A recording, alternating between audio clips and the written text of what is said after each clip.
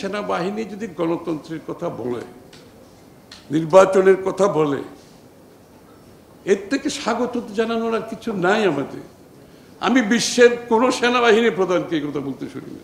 সেনাবাহিনী জনগণের পক্ষে দাঁড়িয়েছি, তখন ওনার বক্তৃতার চেয়ে আর কোনো ভালো বক্তৃতা তো আমার সামনে আসার দরকার নেই, সেনাবাহিনীর বক্তৃতার জন্য অপেক্ষা। তো এই সেনাবাহিনী যারা এটা করেছে, যারা আমরা সবাই মিলে সকলের সমর্থনে আজকে ইউনূস সাহেব বসে আছেন ওখানে, তাহলে আজকে সেনাবাহিনী যদি গণতন্ত্রের কথা বলে, নির্বাচনের কথা বলে, এর থেকে স্বাগত জানানোর আর কিছু নাই আমাদের। আমি বিশ্বের কোনো সেনাবাহিনী প্রধানকে এই কথা বলতে শুনিনি। কোনো সেনাবাহিনী, যেখানে সেনাবাহিনী ক্ষমতা দখল করতে চায়, ক্ষমতা আবার দখল করতে চায়, ক্ষমতায় থাকতে চায়, সেখানে সেনাবাহিনী প্রধান বলছে আমরা একটা গণতান্ত্রিক দেশ চাই, আমরা জনগণের নির্বাচিত সরকার দেখতে চাই, এবং বলছে দেশ পরিচালনা করবে নির্বাচিত সরকার, রাজনীতিবিদরা দেশ পরিচালনা করবে। বিশ্বের কোনো সেনাবাহিনী প্রধান বলেছে কথা? তাহলে আজকে উনি তো আমাদেরকে নিশ্চিত করছে বাংলাদেশ আর কোনোদিন সেনাবাহিনী আসবে না, আসা উচিত না। বাংলাদেশ চলবে রাজনীতিবিদদের নেতৃত্বে, বাংলাদেশ চলবে গণতান্ত্রিকভাবে, সেনাবাহিনীর কোনো ভূমিকা নাই। এই কথাটা তিনি বলছে। এটা তো সমস্ত জাতিকে ভালোভাবে নিয়েছে যে সেনাবাহিনীর থেকে এটা আসছে। আর যারা গণতন্ত্রের কথা বলছে তারা গণতন্ত্রের দিকে যেতে চাচ্ছে না, তারা নির্বাচনের দিকে যেতে চাচ্ছে না। তারা কি চাচ্ছে? ওই শেখ হাসিনা যে দোহাই দিয়ে ক্ষমতা অব্যাহত রেখেছে, একই তো।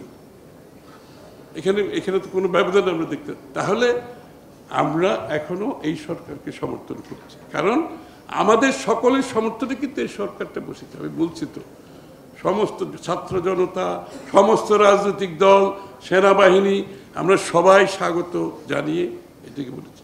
এবং আজকে যদি আপনি চিন্তা করেন, যারা সেদিন এই সরকারকে বসিয়েছে